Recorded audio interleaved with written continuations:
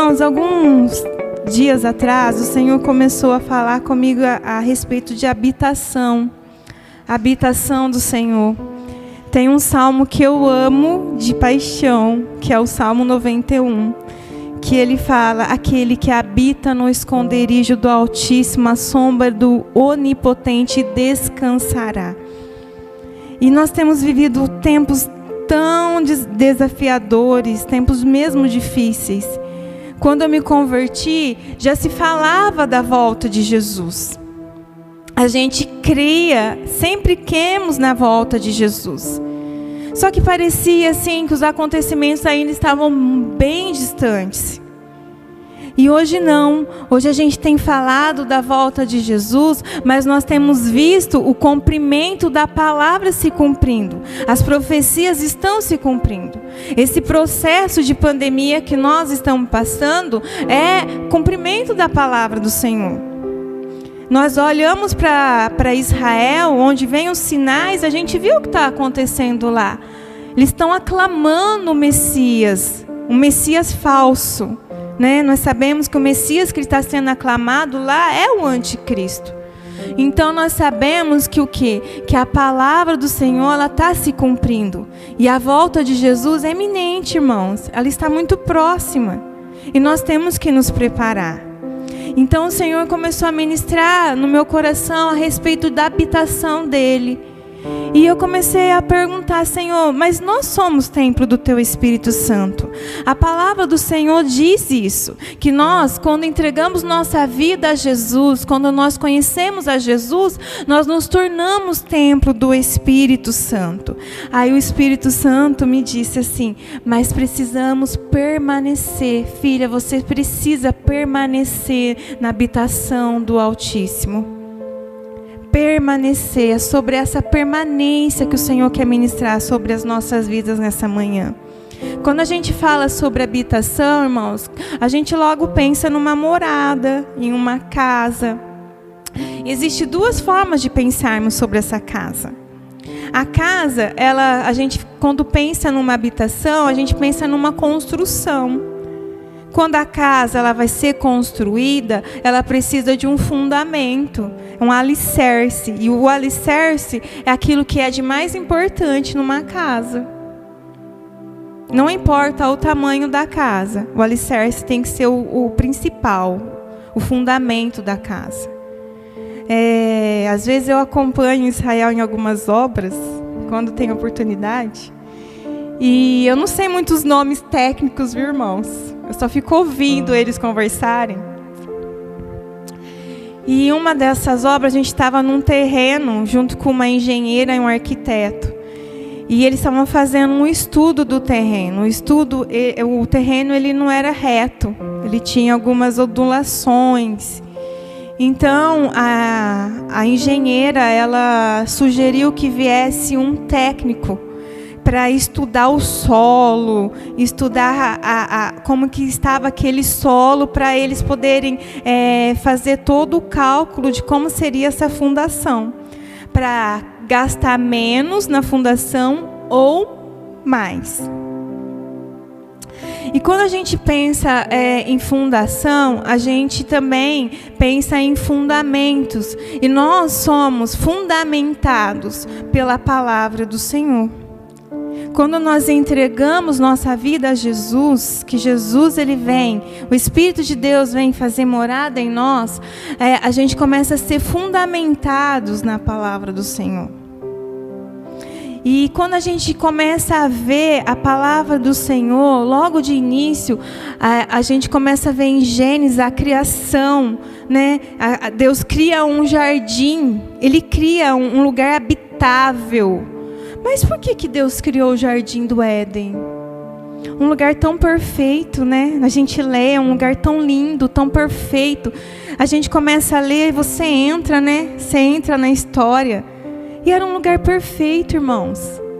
Onde tinha tudo. Tinha 4 rios ali para regar todo o jardim. Era um lugar santo. Era um lugar santo, separado, porque a própria presença do Senhor estaria ali. E Ele cria esse lugar para o homem. Adão. E o nome Adão é humanidade. Então, quando a gente vê Deus colocando Adão e Eva naquele jardim, Ele já estava pensando na humanidade, em nós.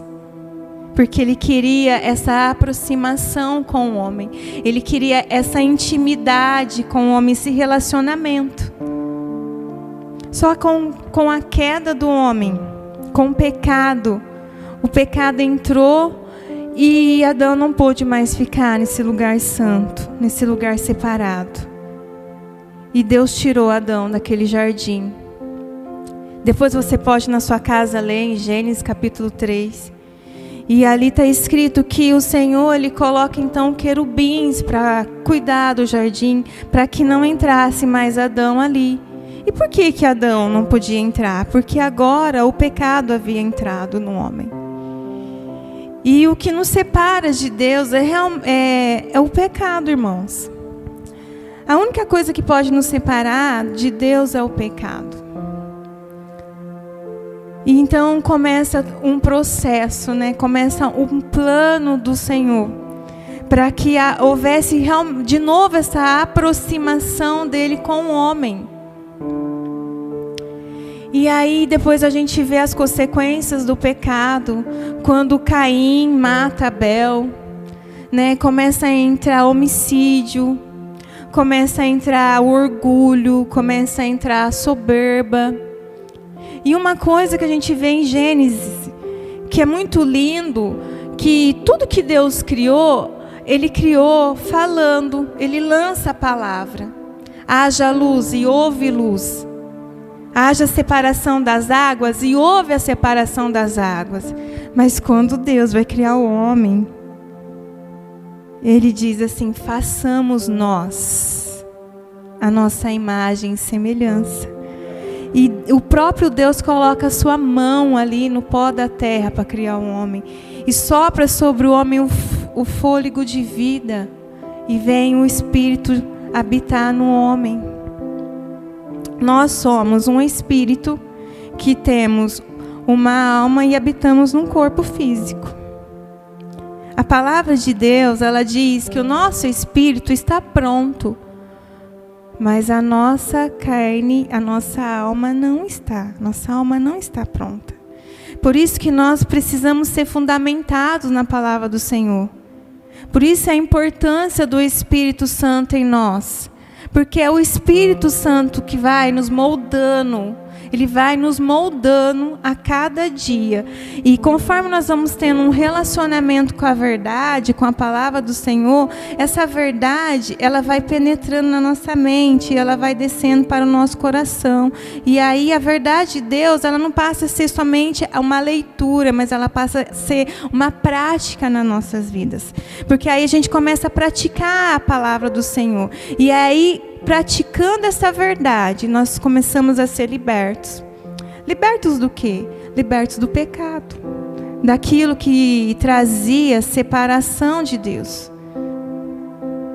E conforme vamos nos aproximando mais dessa verdade, cada dia mais dessa verdade, vamos sendo mais parecidos com Deus, que é o nosso Pai. Acho que a maioria aqui tem filhos, menos as meninas que são solteiras, né? E a Bruna ainda, que não é mãe. Mas a maioria de nós temos filhos. Você já viu o quanto que os nossos filhos têm de nós? Quanto que eles nos imitam? É isso que nós temos que fazer. O quanto nós temos do nosso Pai. O quanto que nós temos imitado o nosso Pai. O quanto que nós temos de Deus. É isso que nesse tempo nós temos que ter, essa permanência na habitação do Altíssimo que nós temos que ter. O quanto de nosso Pai nós temos. O pastor Isaac disse algo na última vez que ele ministrou que ficou no meu coração. Ele falou: irmãos, nós temos que ver o que os céus estão falando. Ontem o bispo disse assim, que nós temos que ter o discernimento, discernir o tempo que nós temos vivido. É o que os céus estão falando. E cabe a nós a buscar esse discernimento no Senhor, na palavra do Senhor, naquilo que as naquilo que as Escrituras falam. Não aquilo que nós temos visto, irmãos. Não podemos viver mediante as circunstâncias. Porque se nós ficarmos olhando para as circunstâncias, nós não vamos viver, nós vamos parar. Porque o medo, ele paralisa. Mas se nós olharmos para Deus, nós vamos ver que Deus é muito maior do que tudo que está acontecendo. Tudo está nas suas mãos, tudo está no teu governo. Nada perdeu o governo de Deus. Nós nos entristecemos com os irmãos que estão partindo. Sim, nós nos entristecemos. Nós não fomos criados para a morte. Nós fomos criados para a vida. Mas, irmãos, se fôssemos analisar, era momento de nós nos alegrarmos, né? Porque eles estão retornando para casa mais cedo do que nós. Eles estão voltando de volta para casa. Porque o céu é a nossa origem. O céu não é o nosso destino. É a nossa origem. Nós somos originados em Deus. E nós temos que nos voltar para Deus. Voltar para a nossa pátria celestial. Eternamente, passar todos os nossos dias eternos com o nosso Pai. Adorando a Ele. É para isso que nós fomos criados. Então o plano do Senhor, ele continua. Ele continua, e aí a gente vê todas as atrocidades que começam a acontecer. E aí Deus, ele vê em Noé um homem justo. Por quê? Porque Deus, ele se arrepende de ter criado o homem naquele momento. E então ele anuncia o dilúvio. Então ele cria uma habitação que seria uma esperança, um renovo, que é a arca. E coloca Noé com sua família ali, que seria um recomeço novamente da humanidade. O homem justo, um homem obediente.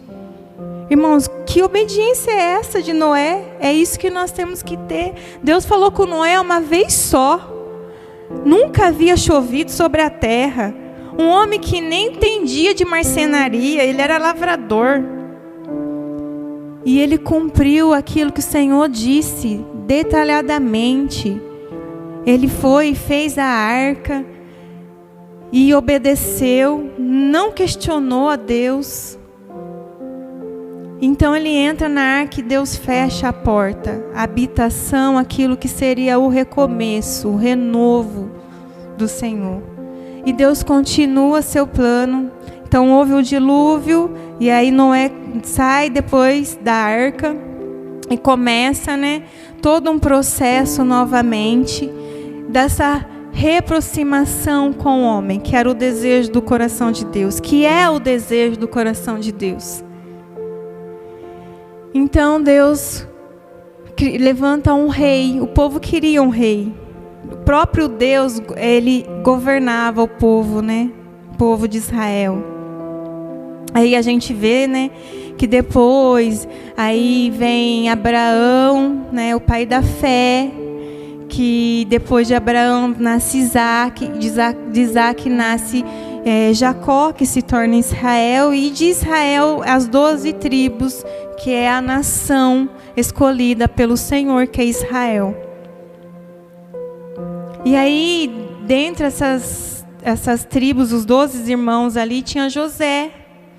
Ele vai preso, ele é vendido, pelos seus irmãos, vai para o Egito. Aí a gente conhece toda a história de José, o que ele passou lá. Ele se torna o governador. Deus tinha um propósito naquele momento, que era conservar o seu povo, porque ia ter fome sobre a terra. Ia ter uma grande fome sobre a terra.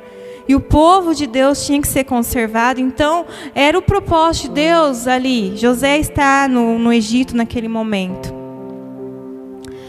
E então, José, quando os seus irmãos vão ao Egito buscar comida, há um reencontro com José ali. Ele perdoa seus irmãos e ele traz o seu pai e todas as famílias de seus irmãos para o Egito. E o povo de Israel começa a crescer. E aquela geração morre, aquele faraó morre, José morre, E o povo se torna tão numeroso que o Egito faz? Escraviza o povo. O povo de Israel se torna escravo, servos do Egito. E Deus promete o libertador, que ia libertar o povo, que foi Moisés. Então levanta Moisés como libertador do povo de Israel. E Moisés, ele consegue tirar o povo de Israel de lá, né? Moisés tem um encontro com o Senhor, um encontro sobrenatural com a sarça, né? Com a sarça ardente. O próprio Deus ali fala com Moisés. Então Moisés foi escolhido como libertador e também como legislador, porque ele traz as leis, né? A moral, como o bispo ontem disse, a moral de Deus, né? Para o povo. E ali, quando eles estão ali já caminhando, né, em rumo à terra prometida, onde seria o lugar da habitação que o Senhor tinha prometido a eles, o Senhor fala para que eles constroem uma tenda, aonde ele habitaria a sua presença. Ainda Deus não podia habitar dentro do homem, Jesus ainda não havia vindo, mas ele queria essa proximidade com o povo dele. Olha que lindo, olha que Deus maravilhoso. E aquela tenda, ela é construída e a nuvem da presença, ela está ali pairando sobre aquela tenda. Então, quando Deus ele queria conduzir o povo, a nuvem ela se movia. E à noite, por ser muito frio, ali havia fogo para esquentar todo aquele arraial. Esse é o cuidado do Senhor. E eu gostaria que você abrisse essa passagem para a gente estar lendo, que é Êxodo, capítulo 40.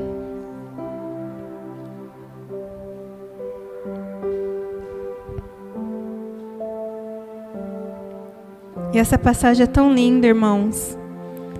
Depois eu te convido, você está lendo desde Gênesis, se aprofundando nesse estudo, vendo mesmo, cada utensílio do tabernáculo tem o seu significado, é muito lindo, irmãos. Ali Deus constitui sacerdote, a roupa do sacerdote, como seria, né, o sumo sacerdote, que entrava uma vez por ano no Santo dos Santos, tudo tem o seu significado, e tudo nos leva a Jesus. Olha que lindo. Olha que amor do Senhor para com as nossas vidas. Né? É muito lindo, eu fico maravilhada com a palavra do Senhor, com o cuidado de Deus para nós, né? Seres humanos, que Ele criou, seus filhos amados, né? Diz assim, então a nuvem cobriu a tenda da congregação e a glória do Senhor encheu o tabernáculo.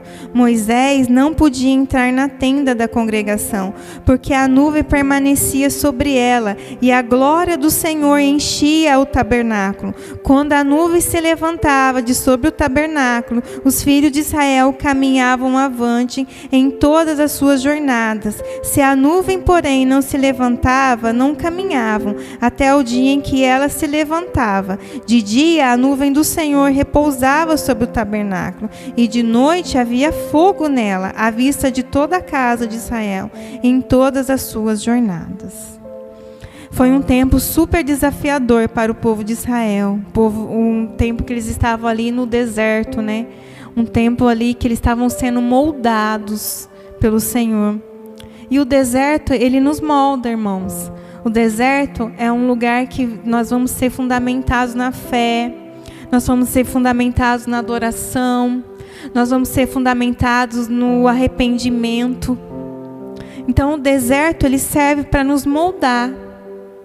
Porque se nós aceitássemos Jesus e tudo fosse maravilhoso, assim, como tudo fosse perfeito, você acreditaria que nós buscaríamos o Senhor intensamente? Que nós nos fortaleceríamos na fé? Eu acredito que não, irmãos. Eu acredito que não. Então, você pode ver, quando nós estamos passando por algum tipo de deserto nas nossas vidas, é o momento que nós mais oramos, é o momento que nós mais buscamos a Deus, é o momento que nós mais lemos a palavra, nós queremos resposta do Senhor, né? É o momento que toda hora nós nos voltamos para o Senhor. Era para ser assim? Não, irmãos, isso tem que ser continuamente, todos os dias das nossas vidas, né? Mas no momento do deserto, no momento mais difícil, é o momento que nós mais estamos propensos para aquilo que o Senhor quer fazer. A mudança que o Senhor quer fazer nas nossas vidas. Então é importante o deserto, né? Hoje nós estamos passando um deserto geral. A igreja está passando por um deserto, né? A igreja, eu falo, não é só a CCTP, é a igreja do Senhor sobre a terra, em todos os lugares do mundo, está passando por esse deserto que nós estamos passando. E o quanto que nós temos aprendido de Deus nesse tempo, né? O tempo de valorizarmos coisas tão pequenas, como você tomar um café com um filho, né, você poder almoçar com seu esposo, você almoçar com a sua mãe, você estar com um amigo, porque hoje a gente não pode se abraçar, irmãos, a gente não pode ficar junto mais, né? A gente tem que tomar vários cuidados por conta desse vírus. E quando a gente tem a oportunidade de estar com alguém que amamos, quanto que a gente valoriza, né, esse tempo? Às vezes é tão pouco, às vezes é um telefonema, né, que nós recebemos de um amigo ou nós damos para um amigo. E aquele momento se torna tão único nas nossas vidas. Então, o Senhor tem nos ensinado muito sobre esse momento que nós estamos passando, né? E principalmente de estarmos com Ele, né? De nos aprofundarmos no Senhor, em conhecer o Senhor. Então, depois a gente vai ver, continuando, né? Esse plano do Senhor de aproximação com o homem, né, novamente. A gente vê depois de Êxodo, do tabernáculo, que então o povo de Deus ele começou a clamar por um rei. E se levantou Saul. Só que Saul, ele era ele cai no orgulho, na soberba. E ele é destituído como rei. O Senhor destitui Saul como rei. Então, Deus, ele vem e tira Davi das malhadas, como o pastor Xande disse na sexta, né? Aquele menino tão simples, né? Que estava lá cuidando das ovelhas, um menino que era desprezado. Mas lá, junto com as ovelhas, Davi era um adorador. Ele já adorava o Senhor. Ele já conhecia o Senhor. E Davi, ele é levantado como um rei, e ele se torna o maior rei de Israel. Até hoje, Davi é o maior rei de Israel que já existiu. E depois logo nós vamos ver na passagem de 2 Samuel, capítulo 7, ele já é estabelecido como rei, ele já tem todo aquele glamour de rei, ele já tinha vencido seus inimigos, e Davi está ali, e de repente ele olha para tudo aquilo ali ao seu redor e fala assim: eu preciso fazer uma casa para o Senhor. Eu preciso fazer uma casa para o Senhor. Então ele fala para o profeta Natã, e o profeta Natã fala para ele: faça então como estiver no teu coração. Mas quando o Natã sai, o Senhor fala assim: não vai ser Davi que vai construir uma casa para mim, vai ser seu filho. Seu filho vai construir uma casa para mim. Vamos ver? 2 Samuel, capítulo 7.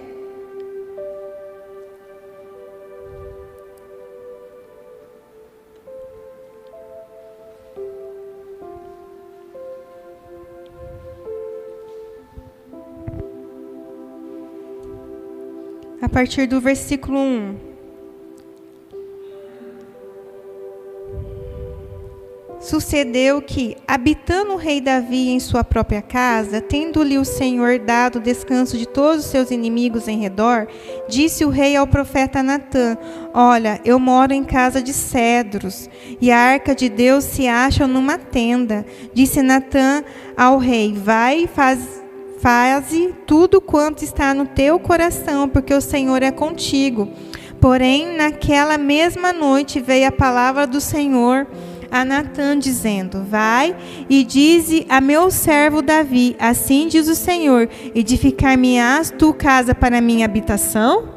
Porque em casa nenhuma habitarei desde o dia em que fiz subir os filhos de Israel do Egito até o dia de hoje. Mas tenho andado em tenda em tabernáculo. Em todo lugar em que andei com todos os filhos de Israel, falei acaso alguma palavra com qualquer das tribos, a quem mandei apacentar o meu povo de Israel, dizendo: por que não me edificais uma casa de cedro? Agora, pois, assim dirás ao meu servo Davi: assim diz o Senhor dos Exércitos: tomei-te da malhada de detrás das ovelhas, para que fosses príncipe sobre o meu povo, sobre Israel. E fui contigo por onde quer que andaste. Eliminei os teus inimigos diante de ti, e fiz grande o teu nome, como só os grandes têm na terra. Até aqui, irmãos, por enquanto. Depois, em 2 Crônicas,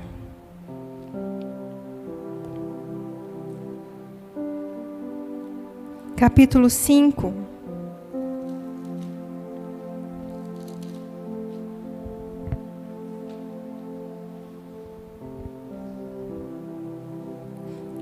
está escrito assim: as dádivas de Davi colocadas no templo.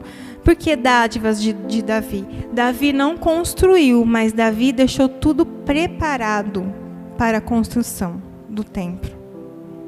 Até as suas ofertas particulares, Davi deixou preparado para a construção da casa do Senhor. E foi um dos maiores templos que foi construído, assim, em termos de riqueza, em termos de tudo, irmãos. A magnitude do templo de Salomão era extraordinária. Assim se acabou toda a obra que fez o rei Salomão para a casa do Senhor. Então trouxe Salomão as coisas que Davi seu pai havia dedicado, a prata, o ouro e os utensílios. Ele os pôs entre os tesouros da casa de Deus. Congregou Salomão os anciões de Israel e todos os cabeças das tribos, os príncipes das famílias dos israelitas em Jerusalém, para fazerem subir a arca da aliança do Senhor da cidade de Davi, que é Sião, para o templo. Todos os homens de Israel se congregaram junto ao rei na ocasião da festa, que foi no 7º mês. Vieram todos os anciões de Israel e os levitas, tomaram a arca e a levaram para cima com a tenda da congregação e também os utensílios sagrados que nela havia. Os levitas sacerdotes é o que fizeram subir. O rei Salomão e toda a congregação de Israel que se reunira a ele estavam diante da arca, sacrificando ovelhas e bois, que de tão numerosos não se podiam contar. Agora eu vou passar para o versículo 13, porque é bastante versículos, irmãos, para a gente não se estender muito. E quando em unissono, ou tudo na mesma hora, a um tempo tocaram as trombetas e cantaram para se fazer ouvir, para louvarem o Senhor e render graças. E quando levantaram eles a voz com trombetas, símbolos e outros instrumentos músicos, para louvarem o Senhor, porque Ele é bom, porque a sua misericórdia dura para sempre, então sucedeu que a casa, a saber, a casa do Senhor, se encheu de uma nuvem, de maneira que os sacerdotes não podiam estar ali para ministrar, por causa da nuvem, porque a glória do Senhor encheu a casa de Deus. Glória a Deus. E ali se tornou a habitação do Senhor. Um templo todo luxuoso, cheio de riquezas, foi preparado para o Senhor. E ali houve o quê? A manifestação da glória do Senhor. Mas, irmãos, o Senhor continuou o seu plano. Com o passar do tempo, depois nós vamos ver nas Escrituras, né, que os reis começam a se corromper. E aí o povo de Israel, eles são cativos pela Babilônia. A Babilônia leva o povo cativo, os judeus, e aí eles saqueiam o templo de Salomão e destroem o templo.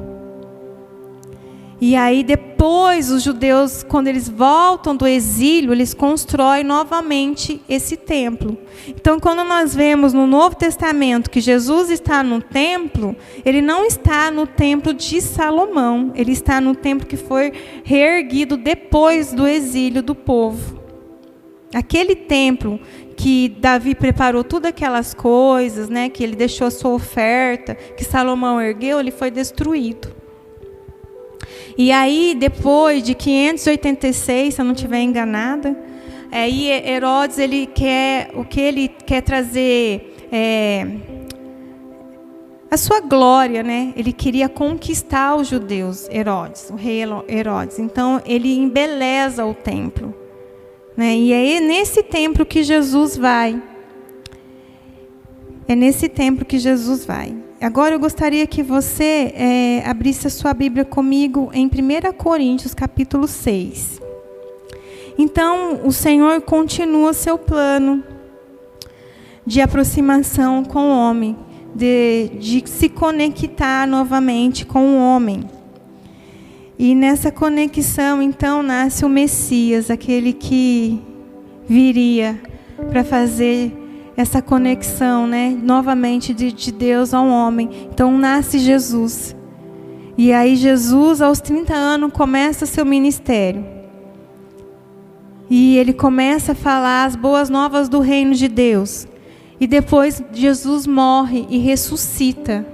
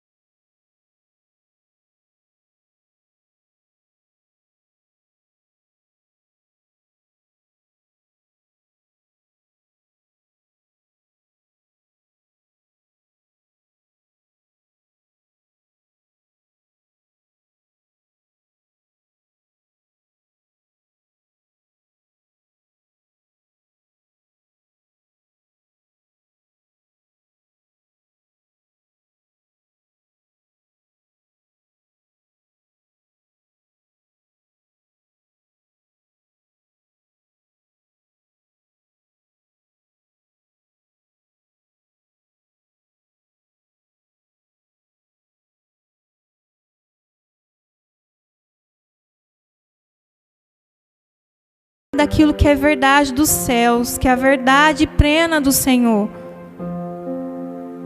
Sabe, como eu disse no início, o nosso espírito ele está pronto, mas a nossa alma ela não está pronta. E a nossa alma ela tem que ser sujeitada à palavra do Senhor. Irmãos, aquilo que nós alimentamos a nossa alma diariamente é aquilo que vai prevalecer. Se nós alimentarmos a nossa alma com a verdade da palavra do Senhor, é isso que vai prevalecer nas nossas vidas. Mas se nós alimentarmos a nossa alma com a vontade da carne, com a circunstância, é isso que vai prevalecer. O que nós temos alimentado a nossa alma? O que tem prevalecido nas nossas vidas? Em Gálatas está escrito: andar em espírito e não satisfazer a vontade da carne. O que é andar em espírito? É andar ligado no Espírito de Deus, com a verdade da palavra do Senhor. é vivermos a palavra do Senhor. Irmãos, não há outro caminho. Nós temos que ser fundamentados nessa verdade todos os dias das nossas vidas. É ela que nos mantém de pé. Assim como a casa, as paredes têm que ser mantidas de pé em cima de um alicerce forte, a nossa vida espiritual ela tem que ser mantida sobre o alicerce forte, que é a verdade do Senhor. Não é a verdade que o mundo fala, a verdade do mundo é uma mentira, porque o pai da mentira é o diabo. Mas o nosso pai é o pai da verdade, é o Espírito da verdade. E nele não há engano, irmãos. Nele não há mentira. Ele não é homem para que minta e nem filho do homem para que se arrependa. E nós fomos criados para a glória do Senhor, para cumprir o propósito do Senhor sobre essa terra. E essa permanência na habitação do Senhor depende de nós, irmãos. Não depende de Deus. Deus, Ele deixa nós escolhermos o que nós queremos. Quando o povo saiu do Egito, o faraó estava perseguindo o povo e na frente tinha um mar. O que Moisés fez? Ele ergue o bastão. O que Deus fala para ele? O mar vai se abrir, mas diga ao povo que marche. O mar, irmão, vai se abrir, mas Deus está dizendo: marche, não pare, não olhe para as circunstâncias, não olhe para o inimigo que está atrás e o mar que está à frente. Marche, o Senhor está dizendo, marche, não pare na fé. Não pare. A fé, ela vem pelo ouvir da palavra de Deus. Sabe o que eu aprendi, irmãos? Eu tenho muita dificuldade em memorização. Desde quando eu estudava, eu tinha essa dificuldade. Então, por isso que eu escrevo. Eu não uso computador muito, viu, irmãos?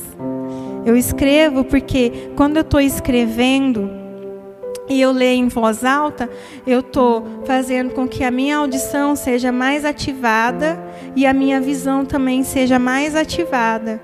Então eu aprendi isso e eu uso isso na minha devocional com Deus. Eu leio em voz alta a palavra do Senhor, porque eu entendo que a palavra ela vem de ouvir. Então eu leio para mim mesma ouvir a palavra do Senhor, para ela permanecer na minha mente e descer para o meu coração. Eu leio para o Joshua também, porque ainda ele não sabe ler, mas eu também gosto de ler para ele. E eu também leio para mim mesma, para ouvir. Então isso é uma dica para você também. Ouve a palavra do Senhor, leia a palavra do Senhor em voz alta para que você mesma ouça a palavra do Senhor, aquilo que o Senhor está falando com você. E não entendeu, irmãos, a palavra? Anote. Sempre deixe caneta com você, anote aquilo que você não entendeu. E aí você vai lá e pesquisa. Pergunte para os pastores, pergunte para os líderes se você tem alguma dúvida. Mas comece a andar sobre esse fundamento da palavra. Você vai ver o quanto que a tua vida vai ser transformada. Amém? Vamos ler então? Diz assim, ó, em 1 Coríntios 6, 19 e 20. Acaso não sabeis que o vosso corpo é santuário do Espírito Santo que está em vós, o qual tendes da parte de Deus e que não sois de vós mesmos, porque foste comprados por preço. Agora, pois, glorificai a Deus no vosso corpo. Aleluia. Um preço muito alto. Irmãos, nós somos comprados por um preço muito alto, que foi o sangue derramado de Jesus na cruz. E hoje o Espírito do Senhor habita em nós, para nos transformar, para nos redimentar na palavra dEle, para trazer essa verdade a florar sobre as nossas vidas. Amém? E tem um versículo que eu amo de paixão, que é João 17. Eu gostaria muito que você abrisse comigo, que é a oração sacerdotal.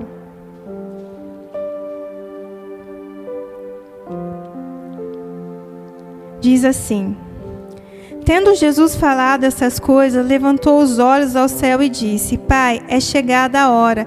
Glorifica teu Filho, para que o Filho te glorifique a ti.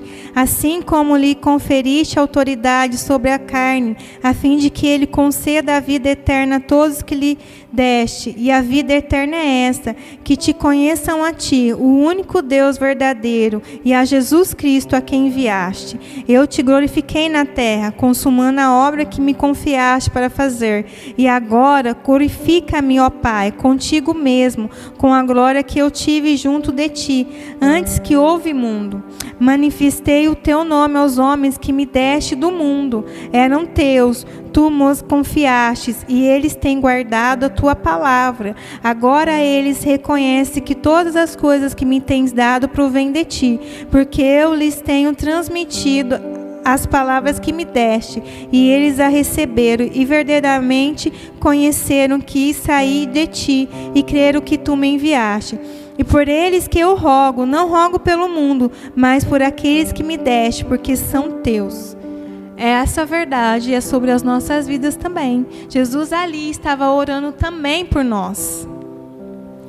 Ora, todas as minhas coisas são tuas, e as tuas coisas são minhas, e neles eu sou glorificado. Já não estou no mundo, mas eles continuam no mundo, ao passo que eu vou para junto de ti. Pai Santo, guarda-os em teu nome que me deste, para que eles sejam um, assim como nós somos um. Olha que lindo isso, irmãos. Jesus orando, pedindo para que o Senhor nos guardasse, porque nós continuaríamos ainda no mundo e Ele não estaria mais aqui.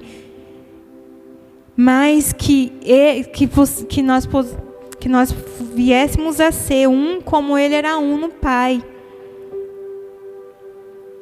Olha que lindo, olha que maravilhoso essa verdade do Senhor sobre as nossas vidas. Quando nos casamos, nós somos dois e nos tornamos um. Na intimidade de um casal, quando se casa, ele se torna um. Mas olha como que Deus ele vai além disso, irmãos. Porque Deus, Ele não só se torna um conosco, Ele vem morar dentro de nós. Existe algo maior do que isso? Existe algo mais íntimo do que isso? Ele escolheu isso. O Senhor escolheu morar dentro de nós. E para permanecermos como habitação do Senhor, precisamos trilhar alguns fundamentos do Senhor, como eu disse, que são fundamentais. Existem vários, irmãos, mas hoje eu escolhi 2 que eu acho que é aquilo que realmente faz assim o combustível da vida espiritual nas nossas vidas. O primeiro deles é a fé. Como eu disse, a palavra de Deus diz que a fé ela vem por ouvir e ouvir da palavra do Senhor. Em Hebreus capítulo 11, diz assim, capítulo 1. Ora, a fé é a certeza de coisas que se esperam, a convicção de fatos que não se veem. Então, a fé, ela produz em nós uma esperança de coisas que nós ainda não estamos vendo. E como que isso é gerado em nós? Como que essa fé ela é gerada em nós? A fé ela só é gerada em nós na nossa intimidade com o Senhor. Não tem outra maneira, irmãos, de nós obtermos fé se não for nessa intimidade dia a dia com Jesus. Nós temos que entender algo, que nós mesmos não temos condições de transformação. É por isso que o Espírito Santo ele habita em nós, é Ele que nos transforma. Mas o Espírito de Deus, ele é educado. E nós temos que dar essa permissão para a transformação dele em nós. Lá em Apocalipse, o que está escrito? Que Jesus está à porta. Ele está batendo. E o que diz? Se você abrir a porta, eu vou entrar. Entrar na onde, irmãos? Na nossa casa física? Na nossa casa espiritual. E vou ceiar contigo e você vai ceiar comigo. Isso é intimidade, é relacionamento. É esse grau de relacionamento que o Senhor quer das nossas vidas. de fortalecer nossa fé, de não olharmos para as circunstâncias. Possamos até ser abalados por elas, irmãos. Mas no outro dia levantaremos, porque o Senhor nos levanta e permaneceremos de pé, caminhando na fé. E o outro fundamento é santidade. Porque a palavra do Senhor diz em Levíticos, ele fala, né? Diga ao povo, diga o seguinte a toda a comunidade de Israel: sejam santos, porque eu, o Senhor, o Deus de vocês, sou santo. Santo, a palavra santo, ela vem de separados. Nós vivemos nesse mundo, irmãos, mas nós não podemos nos contaminar com o mundo. Nós temos que influenciar o mundo, para que o mundo venha conhecer o Deus que nós conhecemos, conhecer o Jesus que nós conhecemos. Quando eu me converti, eu comecei a orar. Eu estava tão assim naquele primeiro amor, apaixonada por Jesus, e eu comecei a orar para que Jesus voltasse. E eu sempre orava assim, né? Para que Jesus voltasse, que eu queria morar com Ele logo no céu. E um dia eu estava orando e o Espírito Santo falou comigo. Ele falou assim: filha, se eu volto hoje, você já pensou que os seus não me conhecem?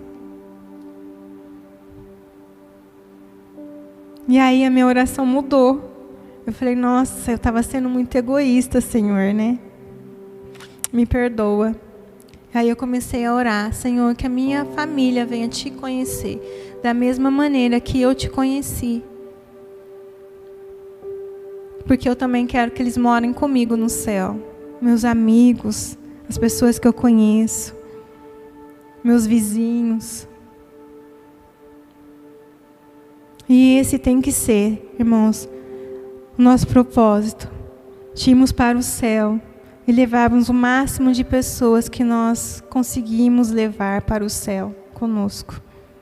É isso que o Senhor deseja, é isso que o Senhor anseia. Irmãos, desde o início da criação até Apocalipse, o desejo do Senhor é essa aproximação com o homem, essa conexão com o homem, esse relacionamento com o homem. É isso que o Senhor quer de nós. Nós somos a casa espiritual do Senhor. Nós somos o santuário de Deus. A própria palavra de Deus diz isso. Nós somos o santuário de Deus. Irmãos, que seja uma verdade em nossas vidas essa permanência na habitação do Senhor. Não permita que nada venha de tirar desse lugar. Nenhuma circunstância que nos cercam pode nos tirar desse lugar. Quem nos separará do amor de Deus? Quem? A tribulação? A angústia? Fome ou nudez? Perigo ou espada? Nada pode nos separar do amor de Deus. Nada pode nos separar do amor de Deus. Nada pode nos separar do amor de Deus. Nada, irmãos, a não ser nós mesmos. Nada pode nos separar do amor de Deus. O inimigo não pode nos separar do amor de Deus. Não pode nos separar do amor de Deus. O Satanás, ele só age nas nossas vidas de duas formas. Quando nós damos legalidade, quando há pecado nas nossas vidas, isso se torna uma legalidade. E quando há uma permissão do Senhor, como foi no caso de Jó. Então, irmãos, a autoridade já foi nos dada sobre o inimigo. E nada pode nos separar desse amor tão lindo, tão profundo, tão sacrificial, que é o amor de Deus para com as nossas vidas. É eterno, irmãos. Esse amor é eterno. É eterno. Ele nos alcançou com tão grande salvação. Ele entregou ali a sua vida naquela cruz por amor às nossas vidas. Ele deixou a sua glória, toda a sua glória, para vir a essa terra, para passar por aquele sacrifício, para nos conectar novamente com Ele. E o que nós temos que fazer, irmãos, é permanecermos no lugar da habitação do Senhor. Aquele que habita no esconderijo do Altíssimo, a sombra do Onipotente descansará. Descanse na sombra do grande Onipotente. Amém? As asas do Senhor estão sobre as nossas vidas. A proteção do Senhor está sobre as nossas vidas. Achegai-vos a Deus e Ele se chegará a vós. Eu dou o primeiro passo para me chegar a Deus e Ele se chega a mim. Quer viver algo novo do Senhor? Então faça algo novo que você nunca fez para Ele. Chame a atenção de Deus, irmãos. Chame a atenção de Deus. Pastor James esses dias estava pregando sobre Esther. Eu amo o livro de Esther. Mas Esther, antes de estar diante do rei da terra, ela estava diante do rei dos reis, irmãos. Antes de se vestir para o rei Assuero, Esther, ela se vestiu para o rei dos reis. Em jejum, em santidade, em arrependimento, em oração. Nós somos a casa de oração do Senhor. Nós somos a casa favorita do Senhor. Nós somos o santuário do Senhor. Amém? Vamos orar? Convido agora a colocar a sua mão no seu coração nesse momento. Que o Senhor venha trazer uma unção de fortalecimento. Irmão, se há alguma coisa que precisa ser consertado com o Senhor, um pecado que precisa ser confessado, que agora o Espírito de Deus traga um espírito de arrependimento sobre a sua vida, que você se arrependa. Senhor, fala assim: Senhor, me perdoa, Senhor, que eu possa realmente me arrepender, assim como Davi se arrependeu, Senhor, que o Senhor possa trazer um coração quebrantado sobre mim, Pai, porque é um espírito compungido.